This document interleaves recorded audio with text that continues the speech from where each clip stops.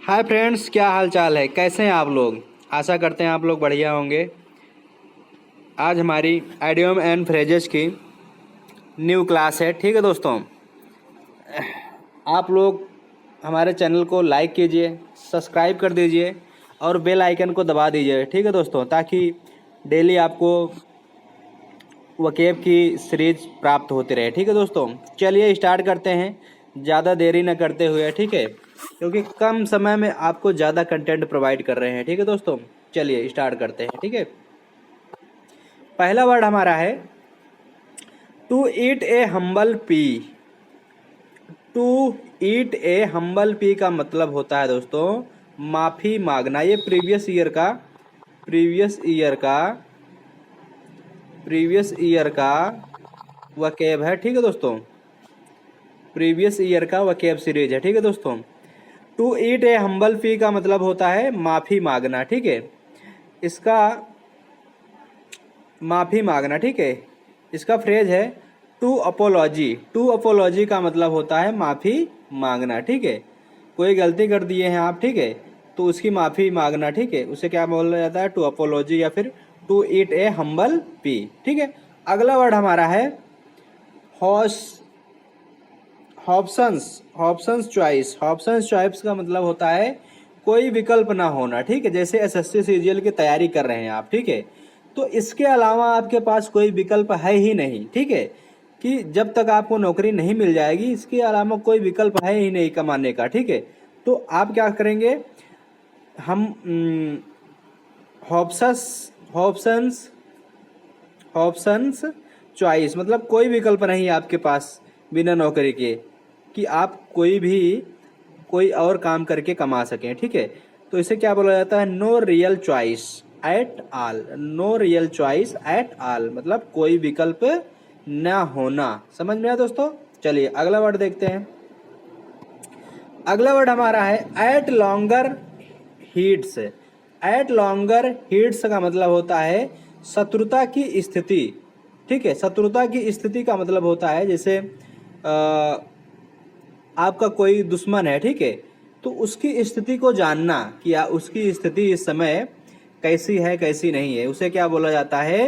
In dispute to fight. In dispute to fight मतलब शत्रु की स्थिति को जानना। समझ में आया दोस्तों? चलिए अगला वर्ड देखते हैं। अगला वर्ड हमारा है sit on the work. Sit on the work का मतलब होता है किसी का पक्ष लेना। किसी का पक्ष लेना, जैसे किसी दो लोगों में झगड़ा हो गया, ठीक है, तो आप उस झगड़े को सुलझाने के लिए गए हैं, तो आप क्या कर रहे हैं? किसी का पक्ष ले रहे हैं। मतलब एक का पक्ष ले रहे हैं, एक का पक्ष नहीं ले रहे हैं। तो ये कह रहा है कि सिट ऑन द वर्क मतलब किसी का पक्ष लेना। इसका मतलब होता है refuse to take side in dispute. Refuse to take side in dispute का मतलब होता है किसी का पक्ष लेना। समझ में आया दोस्तों? चलिए अगला वर्ड देखते हैं।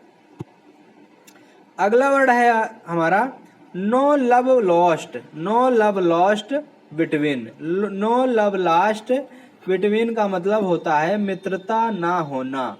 मित्रता ना होना मतलब किसी से दोस्ती ना होना। इसे बोला जाता है do not like each another. Do not like each another इसका मतलब होता है मित्रता ना होना, किसी से आपकी दोस्ती नहीं होती है। समझ में आया? अगला वर्ड हमारा है call in request. Call in request का मतलब होता है संदेह होना। संदेह होना, ठीक है, इसे बोला जाता है to doubt find fault with. To doubt find fault with मतलब संदेह होना। जैसे आप एसएससी सीजीएल की तैयारी कर रहे हैं, तो आपको संदेह है कि आपका एग्जाम नहीं क्रैक होगा, तो उसे क्या बोला जाता है? To doubt find fault with. ठीक है, अगला वर्ड देखते हैं। अगला वर्ड हमारा for a song. For a song का मतलब होता है काफी कम कीमत पर। काफी कम कीमत पर, ठीक है, इसका मतलब होता है at a very low price. मतलब कोई सामान आप दुकान पे गए खरीदने के लिए, ठीक है, तो महंगी चीज भी आपको उस दुकान पे सस्ती दिख रही है, मतलब काफी कम कीमत पर मिल रही है, उसे क्या बोला जाता है, फॉर ए सॉन्ग, मतलब at a very low price. ठीक है, अगला वर्ड है स्वीपिंग स्टेटमेंट, व्यापक कथा। व्यापक कथा जानते हैं आप लोग, जो पौराणिक कथा होती हैं, व्यापक कथाएं होती हैं, उसे बोला जाता है to general and failing to think about or understand. To general and feeling to think about or understand, इसका मतलब होता है व्यापक कथाएं। ठीक है, व्यापक कथा या व्यापक कथाएं। ठीक है, अगला वर्ड है, अगला वर्ड है हमारा शार्प प्रैक्टिसेज। शार्प प्रैक्टिसेस का मतलब होता है भ्रष्ट, भ्रष्ट साधन, भ्रष्ट साधन, जैसे भ्रष्टाचार होता है भ्रष्ट, वही है भ्रष्ट साधन। मतलब डिसऑनेस्ट मीन्स, डिसऑनेस्ट मीन्स का मतलब होता है भ्रष्ट हुई, भ्रष्ट, भ्रष्ट साधन होता है। ठीक है, चलिए अगला वर्ड है in high spirits. In high spirits, in high spirits का मतलब होता है आशा और उत्साह से भरा हुआ। ये प्रीवियस ईयर का आया हुआ वर्ड है। ठीक है दोस्तों, प्रीवियस ईयर का आया हुआ वर्ड है, आशा और उत्साह से भरा हुआ, इन हाई स्पिरिट्स बोला जाता है। ठीक है, इसे कहते हैं फुल ऑफ होप एंड इंथ्यूसिज्म।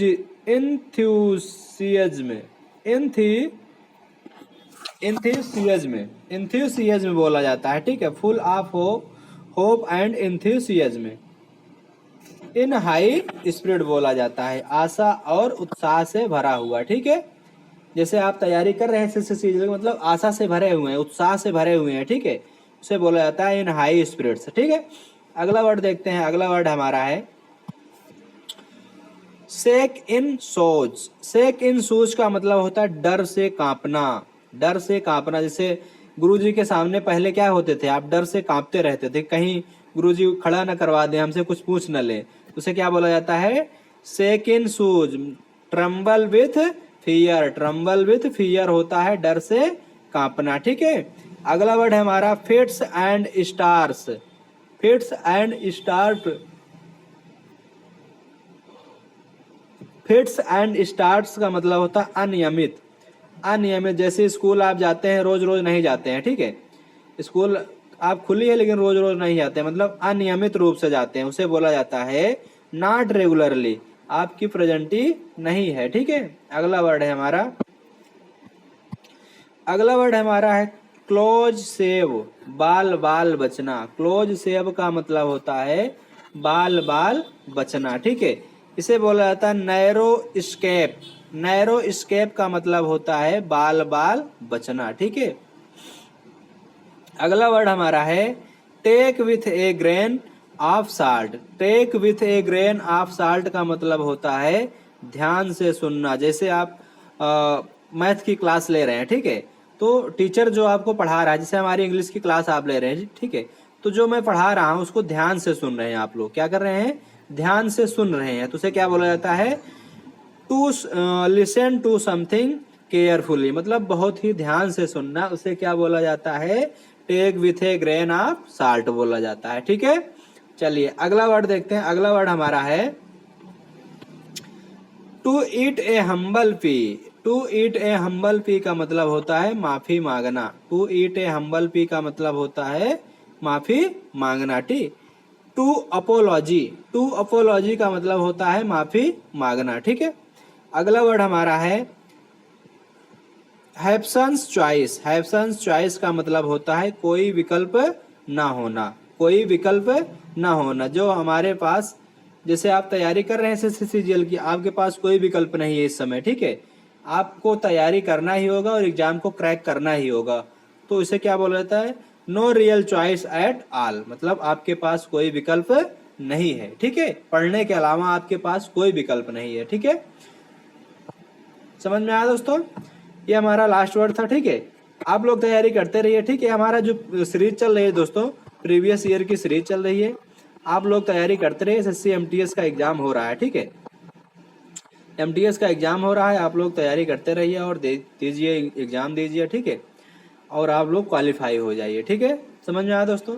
हमारे चैनल को आप लाइक कीजिए, शेयर कीजिए और सब्सक्राइब कर दीजिए, ठीक है दोस्तों, ताकि ज़्यादा से ज़्यादा लोगों तक कंटेंट फ्री में मिले, ठीक है।